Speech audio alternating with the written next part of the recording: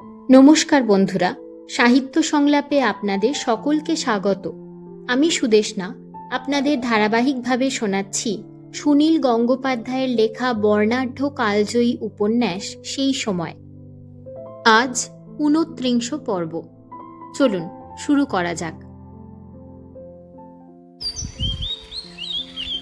বিধুশেখরের ঘুম ভাঙে অতি প্রত্যুষে। তার শয়নকক্ষটি খুব প্রশস্ত, পশ্চিমা শিয়রি বিছানা। বেশ কয়েক বছর ধরেই তিনি পৃথক কক্ষে একলা ঘুমন।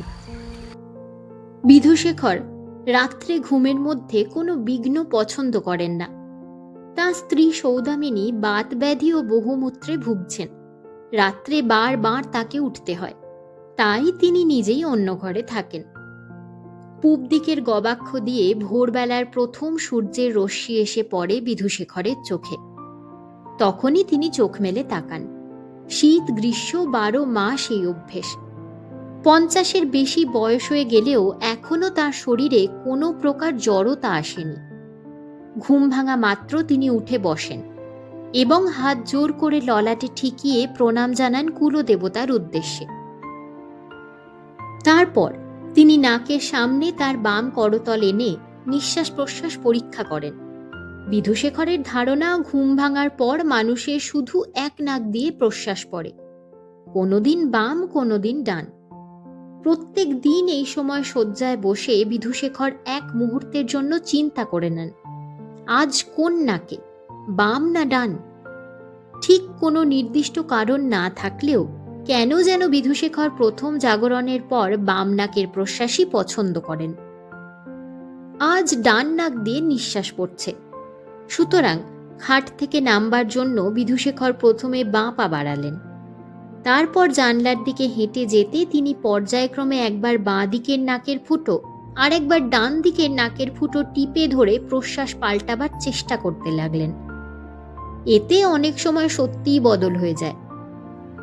সেই অবস্থাতেই তিনি সূর্য দেবতার উদ্দেশ্যে ওং জবা কুসুম শঙ্কাশং ইত্যাদি মন্ত্রপাঠ করে চললেন। বিধুশেখর জেগে ওঠার পরও সারা বাড়ি ঘুমিয়ে থাকবে এটা অসম্ভব কথা। দ্বিতলের বারান্দায় তার খড়মের ঠকঠকানি শুনলেই নিচতলায় একটা চাঞ্চল্য পড়ে যায়। তার খিদমতগারির জন্য তৈরি থাকে ভৃত্যমহল। দোতলায় সিঁড়ির ঠিক সামনের ঘরটায় থাকেন তাঁর স্ত্রী সৌদামিনী। ইদানিং তিনি প্রায় ২৪ ঘন্টায় শয্যাশায়ী। সে ঘরের দরজা ভেজানো। বিধুশেখর একটু ঠেলে খুললেন। ঘরের মেঝেতে শুয়ে থাকে একজন দাসী। কর্তার খড়মের শব্দ শুনে সে আগেই উঠে জড়সড় হয়ে বসে রইল দেয়ালের ধারে। সৌদামিনী তখনও নিদ্রাভিভূতা। বিধুশেখর পালঙ্কের পাশে এসে দাঁড়িয়ে পত্নীর মুখের দিকে চেয়ে রইলেন কিছুক্ষণ। কয়েক বৎসর আগেও সৌদামিনী ছিলেন স্থূলাঙ্গিনী ও সুখী চেহারার রমণী। হঠাৎ যেন শরীরে খরা লেগেছে। মেদ ঝরে গিয়ে শিথিল হয়ে গেছে চামড়া। গৌরবর্ণ এখন পাণ্ডুর হয়ে এসেছে।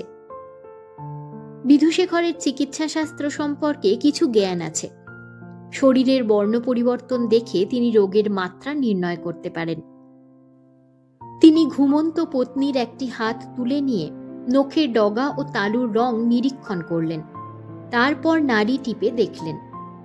আবার হাতটা তার বুকের ওপর আস্তে নামিয়ে রেখে বিধুশেখর একটা দীর্ঘশ্বাস ফেললেন। সবই ললাটলিপি। বিধুশেখর কোনো দিন তার পত্নীর প্রতি অবহেলা অযত্ন করেননি। তিনি ব্রাহ্মণ, তার ক্ষমতা আছে, অর্থ আছে, তিনি একাধিক বিবাহ করতে পারতেন অনায়াসেই। কিন্তু বিধুশেখর একদার। সৌদামিনী ৫টি কন্যাকে গর্ভে ধরেছেন, একটি পুত্র সন্তানও উপহার দিতে পারেননি স্বামীকে। বিধুশেখরের কোনো বংশধর থাকবে না, তবুও তো তিনি অন্য পত্নী গ্রহণ করলেন না। বিধুশেখরেরই সমব্যবসায়ী রাজনারায়ণ দত্ত কি কাণ্ড করছেন! রাজনারায়ণ দত্তের একমাত্র পুত্র মধু খ্রিস্ট ধর্ম গ্রহণ করে দেশান্তরী হয়েছে। শোনা যায় সে কোন সুদূর মাদ্রাজে আছে। মধুকে ত্যায্যপুত্র করে আর একটি পুত্র সন্তান পাবার আশায় ক্রুদ্ধ রাজনারায়ণ দত্ত একটার পর একটা বিবাহ করে চলেছেন। নিষ্ফল চেষ্টা, লোক হাসানো হচ্ছে শুধু। সৌদামিনী নিজেই বিধুশেখরকে আর একটি বিবাহ করার জন্য পীড়াপিড়ি করেছেন অনেকবার। বিধুশেখর কর্ণপাত করেননি। ভাগ্যে থাকলে একটি পত্নীতেই পুত্র সন্তান পাওয়া যেত। নিয়তি যে কার প্রতি কিরকম ব্যবহার করবেন তার কোনো ঠিক নেই। স্বামী সোহাগ থেকে কখনো বঞ্চিতা হননি, শারীরিক সুখ স্বাচ্ছন্দ্যের অভাব হয়নি কোনোদিন। তবু তাকে এমন কাল রোগে ধরল। স্বাদ আহ্লাদ সব মিটে গেল এ জীবনের মতন। এখন শুধু মৃত্যুর পানে তিল তিল করে এগোনো। ওদিকে দেখো বিম্ববতীর ভাগ্য। বিম্ববতী সারা জীবনে স্বামী সঙ্গ পেয়েছেন কমই। রামকমল সিংহ প্রায় রাত্রেই গৃহে থাকতেন না।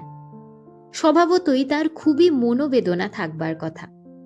তবু বিম্ববতীর কি নিটোল স্বাস্থ্য, শরীরে রোগ ভোগ নেই। এখনো তার রূপ যেন ফেটে পড়ছে। বিধবা হলেন অকালে, তবু বিম্ববতী পুত্র গর্ভে সৌভাগ্যবতী। আবার একটি দীর্ঘশ্বাস ফেলে বিধুশেখর বেরিয়ে এলেন ঘর থেকে। পুত্র সন্তান না থাক, বিধুশেখর দত্তক পুত্র নেবার পক্ষপাতী নন। তার কনিষ্ঠা কন্যার স্বামীকে তিনি ঘর জামাই করে রেখেছেন। আরও কয়েক বছর বিধুশেখর তার জামাই দুর্গাপ্রসাদের মতিগতি লক্ষ্য করবেন। ছেলেটি বড় বেশি চুপচাপ। এখনো তাকে পুরোপুরি ঠিক বোঝা যাচ্ছে না। যদি সে দুঃশীল হয় তবে বিধুশেখর সমস্ত সম্পত্তি দেবত্র করে দিয়ে যাবেন। অনেকটা তার অমতেই রামকমল তাড়াহুড়ো করে গঙ্গানারায়ণকে দত্তক হিসাবে গ্রহণ করেছিল। এই তো তার পরিণতি। গঙ্গানারায়ণ, আজকাল এই নামটি মনে পড়লেই বিধুশেখরের গাত্রদাহ হয়। বিধুশেখর নিচে নেমে এলেন। শীতকালে তিনি রৌদ্রে বসে দাঁতন করেন। বাড়ির পিছনের বাগানে ভৃত্যরা এরই মধ্যে তার জন্য একটি আরাম কেদারা পেতে রেখেছে। একটি ছোট বেতের ঝুড়িতে কয়েকটি নিম ডাল নিয়ে দাঁড়িয়ে আছে একজন ভৃত্য। বিধুশেখর বাছাবাছি করে একটি নিম ডাল তুলে নিলেন। তারপর দাঁতন করতে করতে তিনি চিন্তা করতে লাগলেন গঙ্গানারায়ণের কথা। যৌবনের দর্পে গঙ্গানারায়ণ যেন ধরাকে সরা জ্ঞান করতে শুরু করেছে। বিধুশেখরের প্রত্যেকটি নির্দেশ অমান্য করেই যেন সে আনন্দ পায়।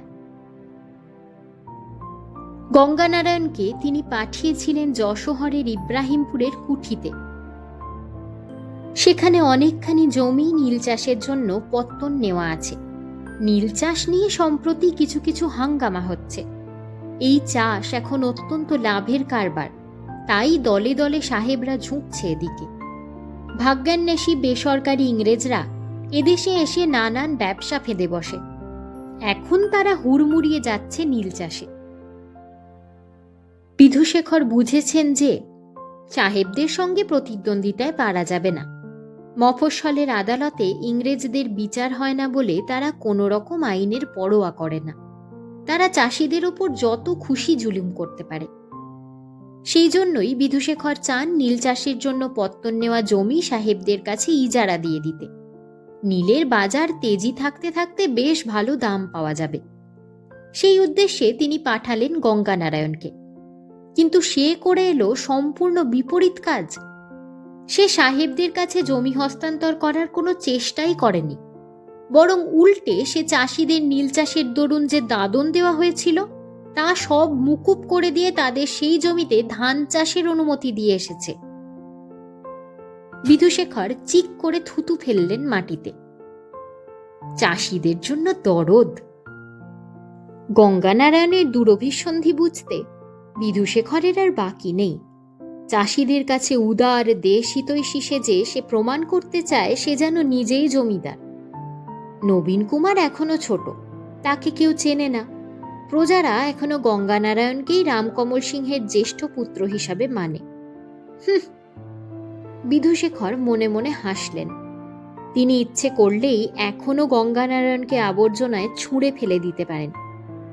গঙ্গানারায়ণ জানে না, বিধুশেখর যদি চাইতেন তাহলে তিনি নিজেই এতদিনে রামকমল সিংহের সমগ্র সম্পত্তি গ্রাস করে ফেলতে পারতেন। এমনকি রামকমল সিংহের মৃত্যুর সঙ্গে সঙ্গে জোড়াসাঁকো থেকে সমগ্র সিংহ পরিবারকে মুছে ফেলে দেওয়াও তার পক্ষে অসম্ভব ছিল না। সেসব তিনি করেননি শুধুমাত্র বিম্ববতী আর নবীন কুমারের মুখ চেয়ে। নবীন কুমারের কথা চিন্তা করলেই তার মন কোমল হয়ে যায়। নবীন কুমার বয়ঃপ্রাপ্ত হোক, তাকে তিনি কলকাতার ধনী অভিজাত সমাজের একেবারে চূড়োয় প্রতিষ্ঠিত করে যাবেন। তার আগে তিনি সম্পূর্ণ ভেঙে টুকরো টুকরো করে দিয়ে যাবেন গঙ্গানারায়ণকে, নইলে তার আত্মা কিছুতে তৃপ্ত হবে না। কুলাঙ্গার! বিধুশেখর একসময় এত প্রশ্রয় দিয়েছিলেন গঙ্গানারায়ণকে, তার প্রতিদানে সে কিনা তাঁরই কন্যার ধর্মনাশ করতে উদ্যত হয়েছিল। দুধ কলা দিয়ে এই কালসর্পকে পোষা হয়েছে এতদিন, এখন সে বিধুশেখরের সামনেই ফোঁস করতে আসে। ওকে বিধুশেখর পথের ভিখারি করে ছাড়বেন। মৃত্যুর আগে তিনি নির্দেশ দিয়ে যাবেন যেন নবীন কুমারই তার মুখাগ্নি করে। দাঁতন শেষ করে নিমডালটা ছুঁড়ে ফেলে দিয়ে বিধুশেখর ডান হাতটা বাড়িয়ে রইলেন। একজন ভৃত্য অমনি একটি তামার জিভছোলা নিয়ে এলো। খানিকক্ষণ জিহ্বা পরিষ্কার করার পর তিনি সেটা ফিরিয়ে দিলেন ভৃত্যটির দিকে। সে জল নিয়ে প্রস্তুত। মুখ প্রক্ষালন করার পর বিধুশেখর গেলেন অন্য প্রাতকৃত্য সেরে আসতে। সকালবেলা পুজো আচ্চা শেষ করার আগে বিধুশেখর সাধারণত কারো সঙ্গে একটিও কথা বলেন না। তাই হুকুমের অপেক্ষা করতে হয় না ভৃত্যদের। তারা প্রত্যেক দিনই একই নিয়ম মতন পরপর সবকিছু সাজিয়ে রাখে। প্রাতকৃত্যের পর স্নান। বিধুশেখরের বাড়ির সংলগ্ন নিজস্ব পুষ্করিণী আছে, কিন্তু তিনি পুষ্করিণীতে স্নান করা পছন্দ করেন না। অতি ভোর থেকেই ভৃত্যরা বাগানে একটি পর্শিলিনের বিরাট গামলায় জল ভরে রাখে। সেই জল রৌদ্রে উষ্ণ হয়। তার পাশেই পাতা থাকে একটি মাদুর। প্রাতকৃত্য সেরে এসে বিধুশেখর বাসি কাপড় ছেড়ে একটি তেল ধুতি পরে সেই মাদুরের ওপর শুয়ে পড়েন। তখন কয়েকজন ভৃত্য তাঁর শরীরে তৈলমর্দন করে। এই ব্যাপারটা চলে অনেকক্ষণ। প্রভু বা ভৃত্যরা কেউ কোনো কথা বলে না, শুধু দলাই মালাই করার চপাস চটাং শব্দ হয়। তারপর এক সময় বিধুশেখর নেমে পড়েন জলের গামলায়। সেখানেও তিনি শুয়ে থাকেন স্থির হয়ে। ভৃত্যেরা সম্মার্জন করে তার অঙ্গ। এত কাণ্ড সত্ত্বেও তার স্নানটি প্রায় কাক স্নানের পর্যায়ে পড়ে। জল সম্পর্কে তার গভীর ভীতি আছে। পুষ্করিণীতে তো নয়ই, বিধুশেখর এত ধর্মপ্রাণ হয়েও কখনো গঙ্গায় স্নান করতে যান না। তার গৃহে গঙ্গা জল রাখা থাকে। প্রতিদিন পুজোর আগে তিনি সেই জল একটু মাথায় ছিটিয়ে নেন। নৌকাযোগে মহাল পরিদর্শনে যেতে হয় বলে তিনি নিজে জমিদারি পর্যন্ত কেনেননি। তার নিজের অধিকাংশ সম্পত্তি লগ্নি করা আছে কলকাতার বিভিন্ন হৌসে। স্নান সেরে বিধুশেখর ভেজা কাপড় পরেই চললেন গৃহের দিকে। নাকের সামনে করতল এনে আবার তিনি পরীক্ষা করলেন তার প্রশ্বাস। তার ভ্রু কুঞ্চিত হল। স্নানের পর দেহ পবিত্র হয়। তখন দুনাক দিয়ে সমানভাবে নিঃশ্বাস প্রশ্বাস হয়। তখন মানুষ মুক্ত হয় ইরা পিঙ্গলার প্রভাব থেকে। অথচ আজও ডান নাক দিয়ে প্রশ্বাস পড়ছে কেন? এ কি কোনো দুর্লক্ষণ? সঙ্গে সঙ্গে তার ডান চোখের তারা একবার কেঁপে উঠল। বিধুশেখর মনের দুর্বলতার প্রশ্রয় না দিয়ে ওপরে উঠে এসে বস্ত্র পরিবর্তন করলেন। একটি পট্ট বস্ত্র পরে তিনি গেলেন পূজার ঘরে। কুশাসনে বসে গায়ত্রী মন্ত্র জপ করতে করতেও তিনি অন্যমনস্কভাবে একবার নাকের কাছে নিয়ে গেলেন হাত। এখনো ডান নাক দিয়েই। এই ঠাকুর ঘর একসময় বিন্দুবাসিনীর অধিকারে ছিল। পূজায় বসলেই বিন্দু তার পিতার জন্য কোষাকুষি, গঙ্গা জল, ফুল সব এগিয়ে দিত। সারা দিন রাত্রির মধ্যে শুধু এই সময়টিতেই বিন্দুর সঙ্গে দেখা হতো বিধুশেখরের। দু একটি কথাবার্তা হতো। এখনো এই কক্ষে এসে বসলেই বিন্দুর কথা একবার মনে পড়ে বিধুশেখরের। কিন্তু সেই হতভাগিনী কন্যার কথা ভেবে বিধুশেখরের মনে কোনো দুঃখ বোধ হয় না। অপরাধের তুলনায় তিনি তো বিন্দুকে অতি মৃদু শাস্তি দিয়েছেন। মতিচ্ছন্ন হয়ে সেই মেয়ে এই ঠাকুর ঘর অপবিত্র করেছিল। গঙ্গানারায়ণ তাকে পাপ মনে দেখেছিল, পাপ মনে তাকে স্পর্শ করতে এসেছিল। তার আগে বিন্দু বিষপান করেনি কেন? বিন্দু তেমনভাবে মরলে কন্যার জন্য গর্বিত হতেন বিধুশেখর। কন্যার নামে কালীঘাটের মন্দিরে একটি পাথর বাঁধিয়ে দিতেন। সংযমিত বিধবার অলঙ্কার। যে বিধবা এ জন্মে প্রতিটি বিধান মেনে কঠোরভাবে আত্মসংযম পালন করে, পরজন্মে তার শীথে সিঁদুর অক্ষয় হয়। এ কথা কতবার তিনি বুঝিয়েছিলেন বিন্দুকে, তা সে শুনল না। জীবনে তিনি আর তার মুখ দর্শন করবেন না। পূজা সেরে উঠে দাঁড়ালেন বিধুশেখর। আজ পূজায় ভালো করে মন বসেনি। মনকে তিনি কিছুতেই একাগ্র করতে পারছিলেন না। তবু শুধু শুধু আর বসে থাকার কোনো মানে হয় না। সায়ান্নে আর একবার বসবেন পূজায়। নাকের কাছে আবার হাতটা আনলেন, এখনো ডান দিকে। একটি কমলা লেবু, একটি সন্দেশ ও এক গ্লাস ঘোলের শরবত খেয়ে উপবাস ভঙ্গ করলেন বিধুশেখর। তারপর আবার এলেন পত্নী সৌদামিনীর ঘরে। সৌদামিনীর নিদ্রা ভঙ্গ হয়েছে কিছু আগে, তবে এখনো তিনি শয্যার উপরেই আধো শোয়া হয়ে রয়েছেন। একজন নাপতেনি আলতা পরাচ্ছে তার পায়ে। আগে সব আলতা পরানো কিংবা অন্যান্য প্রসাধন পর্ব শুরু হতো বিকেল বেলায়, কিন্তু এখন সৌদামিনীর নানা রকম বাতিক দেখা দিয়েছে। যখন তখন তার নানা রকম ইচ্ছে জাগে। এখন যখন যেটি চাইছেন তখন তার সেটি চাই। একদিন রাত দুপুরে ঘুম ভেঙে তিনি হঠাৎ নতুন গুড়ের মোয়া খাবার বায়না ধরেছিলেন। তিনি স্বপ্নে দেখেছিলেন যে দুর্গাপুজোর বাজনা বাজছে আর তার পাশ দিয়ে নিয়ে যাওয়া হচ্ছে তার মৃতদেহ। শীতকাল আসবার আগেই তিনি মরে যাবেন, স্বপ্নে এরকম ইঙ্গিত ছিল। তাহলে তার আর এবছরের নতুন গুড়ের মোয়া খাওয়া হবে না। এ কথা ভেবেই দুঃখে তার বুক ফেটে গেল। তিনি অবোধ বালিকার মতন কান্না জুড়ে দিয়েছিলেন। সৌদামিনী অসুস্থ হয়ে পড়ার পর থেকে তার বিধবা বড় মেয়ে নারায়ণী সংসারের কর্তৃত্ব নিয়েছে। দাসীরা ডেকে এনেছিল তাকে। নতুন গুড়ের মোয়া তো দূরে থাক, বাড়িতে কোনো রকম মোয়াই নেই। এত রাত্রে তা পাওয়া যাবেই বা কোথায়? নারায়ণী মাকে অনেক করে বুঝিয়েছিল, কিন্তু সৌদামিনী কিছুতেই শুনবেন না। ওরে, তোদের জন্য আমি এত করেছি, আর তোরা আমার জন্য এইটুকুনি স্বাদ মিটিবি নি? এই বলে কি কান্না! নারায়ণী পিতার ঘুম ভাঙায়নি। সেই রাত্রেই পোস্তা বাজারে লোক পাঠিয়ে গুড় আনিয়ে বাড়িতে মোয়া বানিয়ে মাকে খাইয়েছিল সে।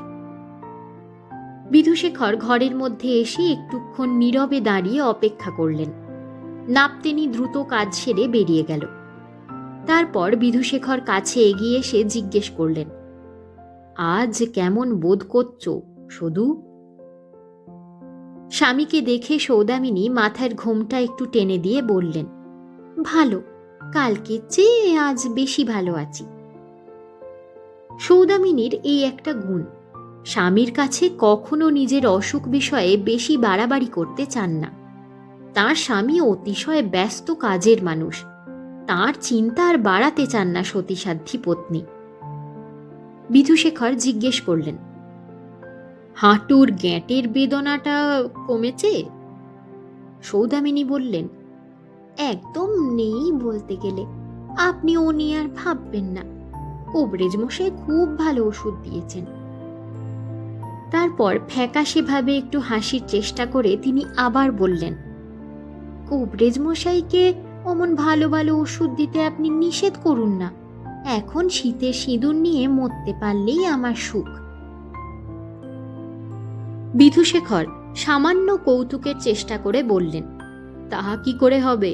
পত্নী বিয়োগ তো আমার কোষ্ঠীতে লেখা নেই। আমার আয়ু ৮০ বছর, তুমি তার চেয়ে বেশি বাঁচবে। সৌদামিনী বললেন, ৮০ বছর কেন, আপনি বাঁচবেন আরো ঢের বেশি। মেয়ে মানুষের অতদিন বেঁচে থাকা ভালো নয়। বিধুশেখর পত্নীর ললাটে হাত রাখলেন। ঠান্ডা, একটু বেশি ঠান্ডা। এটাই বিধুশেখরকে চিন্তায় ফেলে। অসুস্থ মানুষের শরীরে তাপ বেশি থাকারই তো কথা, অথচ সৌদামিনীর দেহের তাপ যেন দিনের পর দিন ক্রমশই কমে আসছে। বিধুশেখর বললেন, হ্যাঁ, ভালোই তো মনে হচ্ছে আজ। সুহাসিনীদের কোনো পত্র রয়েছে? বিধুশেখরের কনিষ্ঠা কন্যা আর জামাই দুর্গাপ্রসাদ গেছেন কৃষ্ণনগরে। ওখানেই বিধুশেখরের পৈতৃক বাড়ি। সে বাড়ি বহুদিন অযত্নে পড়ে আছে। সেই জন্যই বিধুশেখর জামাইকে সেখানে পাঠিয়েছেন, যাতে সে বাড়িটি সারিয়ে বাগানের আগাছা জঙ্গল পরিষ্কার করে সেটা ভদ্রস্থ করে তুলতে পারে। মস্ত বড় বাড়ি, শুধু শুধু ফেলে রাখা কোনো কাজের কথা নয়। ইংরেজ কোম্পানি রাজত্ব নেবার পর বাড়ি ভাড়ার বেশ চাহিদা বেড়েছে। সরকারি কর্মচারীরা উচ্চ দামে বাড়ি ভাড়া নেয়, সুতরাং এ বাড়িটিও ভাড়া দিলে কিছু সুসার হয়। কন্যাকেও পাঠিয়েছেন জামাতার সঙ্গে। কিছুদিন ধরে সে পেটের পীড়ায় ভুগছে। ওখানে গেলে কিছুটা স্বাস্থ্য পরিবর্তন হতে পারে। কৃষ্ণনগরের জল হাওয়া ভালো। বিধুশেখর বললেন, না, আসেনি। এই তো কদিন মাত্র গেল, এখনো পত্র আসার সময় হয়নি। আজ ও বাড়ি যাওনি? যাইনি, যাব। ও বাড়ি অর্থাৎ সিংহভবন। প্রতিদিন সকালে সিংহভবনে একবার গিয়ে সব খবরাখবর নিয়ে আসা বিধুশেখরের বহু কালের অভ্যেস। ও বাড়ির সব রকম ব্যবস্থাপনা এখনো বিধুশেখরের নির্দেশেই চলে। গঙ্গানারায়ণ যতই বিদ্রোহী হবার চেষ্টা করুক, বিধুশেখর এখনো দুই পরিবারের কর্তা। পত্নীর কাছ থেকে বিদায় নেবার আগে বিধুশেখর সৌদামিনীর নাকের কাছে হাত নিয়ে বললেন, শ্বাস ফেলো তো। আশ্চর্য, সৌদামিনীরও ডান নাক দিয়ে প্রশ্বাস পড়ছে। ললাট কুঞ্চিত করে বিধুশেখর ঘর থেকে বেরিয়ে নেমে এলেন নিচে। বৈঠকখানা ঘরের সামনের বারান্দায় কিছু উমেদার দালাল ও প্রার্থীর ভিড় জমেছে। আজকাল এক নতুন উৎপাত শুরু হয়েছে, যার নাম চাঁদা। আগে ছেলের পৈতে, বাপের শ্রাদ্ধ, কন্যাদায় ইত্যাদির নাম করে কিছু দরিদ্র, কিছু ফেরেববাজ সাহায্য চাইতে আসত। আজকাল আসে স্কুলের চাঁদা, সঙের চাঁদা, গাজন, চড়ক, দুর্গোৎসব, সব কিছুর জন্য চাঁদা। আর এই চাঁদা আদায়কারীরা যেন গুড়ের নাগরির ওপরকার মাছি, কিছুতেই তাড়ানো যায় না। প্রার্থীরা বিধুশেখরকে দেখে দণ্ডবৎ হল। এদের থেকে একটু দূরে দাঁড়ানো লম্বা রায়মোহনকেই আগে চোখে পড়ে। খগরাজের ভঙ্গিতে সে হাত জোর করে রয়েছে। রামকমল সিংহ মারা যাবার পর রায়মোহন মাঝে মাঝেই এ বাড়িতে যাতায়াত শুরু করেছে। ব্যাপারটা বোঝেন বিধুশেখর। মোসাহেবি করাই রায়মোহনের পেশা। সে নতুন বাবু ধরতে চায়, কিন্তু রায়মোহনের পক্ষে এটা ভুল জায়গা। বিধুশেখর মোসাহেবদের নিয়ে সময় কাটানোকে মোটেই উৎকৃষ্ট আমোদের পন্থা বলে মনে করেন না। তাছাড়া মোসাহেবরা তার কাছে এসে মদের স্রোতেও ভাসতে পারবে না, কিংবা মাগি বাড়িতে গিয়ে ফুর্তির অংশ পাওয়ারও আশা নেই। শহর শুদ্ধ সকলেই জানে এগুলির কোনোটিতেই রুচি নেই বিধুশেখর মুখুজ্জের। তবু রায়মোহন আসে কেন?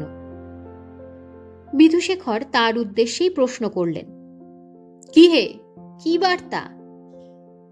রায়মোহন বিগলিত হাস্যের সঙ্গে বলল, আজ্ঞে, আপনার কুশল সংবাদ নিতে এছিল।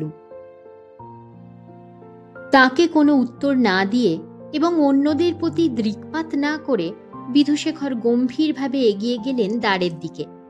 দারোয়ানরা ঝুঁকে সেলাম জানালো। কোচম্যান ছুটে এসে জিজ্ঞাসা করল গাড়ি জুটবে কিনা। বিধুশেখর হাত তুলে নিষেধ করলেন। তারপর পদব্রজেই চললেন সিংহভবনের দিকে। তার মন বলছে ও বাড়িতে হয়তো কোনো বিপদ ঘটেছে। বিধুশেখরের দীর্ঘ ঋজু চেহারা, লম্বা লম্বা পদক্ষেপে তিনি অল্পকালের মধ্যেই পৌঁছে গেলেন ও বাড়িতে। দ্বারের কাছেই দেখা হলো দিবাকরের সঙ্গে। সে শুষ্ক মুখে বিধুশেখরের অপেক্ষাতেই যেন দাঁড়িয়ে আছে। তাকে দেখে বুকটা একবার যেন কেঁপে উঠল বিধুশেখরের। তিনি ব্যস্তভাবে জিজ্ঞেস করলেন, ছোট খোকা কেমন আছে?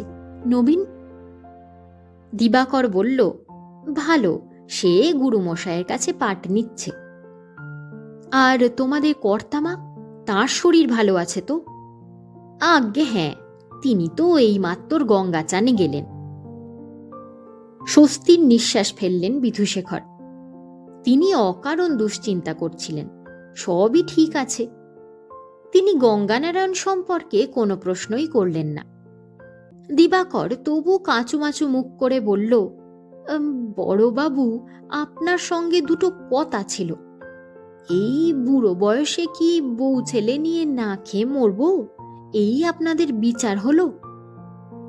বিধুশেখর বললেন, কেন, কি হয়েছে? সেই শিশুকাল থেকে এ বাড়ির অন্ন খেয়েছি, কর্তাবাবুদের সেবার কোনো তুরুটি করিনি, মাথার রক্ত জল করে খেটেছি। বিধুশেখর ঈষৎ ধমক দিয়ে বললেন, ভনিতা না করে আসল কথাটা বল। দিবাকর সঙ্গে সঙ্গে বলল, আগে গঙ্গা দাদা আমায় লুটি দিয়েছেন, আমার আর চাকরি রাখবেন না। তিনি বলেছেন এস্টেটের কাজে আমার আর দরকার নেই কো। কেন? আগে আমি নাকি নিমক হারাম, আমি অযোগ্য।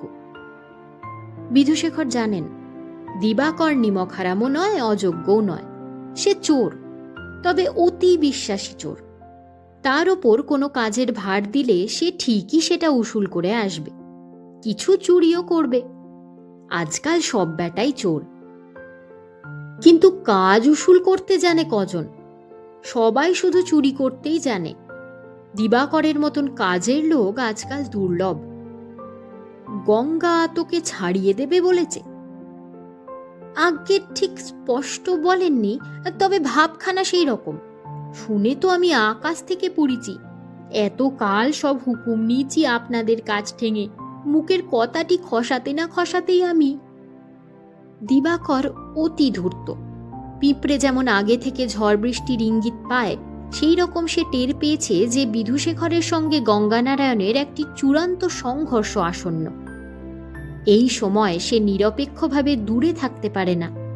লাভের অংশভাগী হতে গেলে আগে থেকেই তাকে যে কোনো এক পক্ষে যোগ দিতে হবে। সব দিক বিচার করে সে বুঝেছে বিধুশেখরের পক্ষে থাকায় সবচেয়ে শ্রেয় ও নিরাপদ। কূটকৌশলী বিধুশেখরের তুলনায় গঙ্গানারায়ণ নিতান্ত শিশু ছাড়া তো আর কিছুই নয়। বিধুশেখর হেসে বললেন, তুই 2-4 দিন বাইরে ঘুরে আয় বরং। তোকে আমি ইব্রাহিমপুরের কুঠিতে পাঠাবো ভাবছিলুম। সেখানকার প্রজাদের একটু শায়েস্তা করতে হবে, দরকার হলে 2-4টে ঘরে আগুন লাগিয়ে দিতে পারবি না? দিবাকর বলল, আগে আপনি যদি হুকুম করেন তাহলে আমি জমের বাড়িতেও আগুন ধরিয়ে দিয়ে আসতে পারি। দিবাকরের সঙ্গে কথাবার্তা আর বেশি দূর এগোলো না। বিধুশেখরের নিজস্ব ভৃত্য রঘুনাথ ছুটতে ছুটতে এসে একটা দুঃসংবাদ দিল। কৃষ্ণনগর থেকে একজন লোক এসেছে। সুহাসিনী গুরুতর রকমের অসুস্থ। খবর শুনে বিধুশেখর একটুক্ষণের জন্য অনড়, স্তম্ভিত হয়ে গেলেন। বিপদ যে এই দিক থেকে আসবে তা তিনি কল্পনাও করেননি। সকাল থেকে ডান নাকের নিঃশ্বাস দেখেই তার মনে কুডাক ডেকেছিল। সুহাসিনী, তার কনিষ্ঠা কন্যা, তার সবচেয়ে আদরের সন্তান।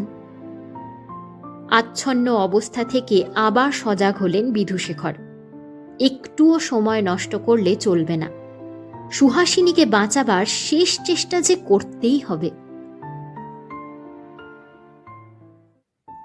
আজ এই পর্যন্তই। এতক্ষণ শুনছিলেন সুনীল গঙ্গোপাধ্যায়ের লেখা বর্ণাঢ্য কালজয়ী উপন্যাস সেই সময় 29 পর্ব। উপন্যাসটি ধারাবাহিকভাবে একটি পর্ব আকারে আসছে।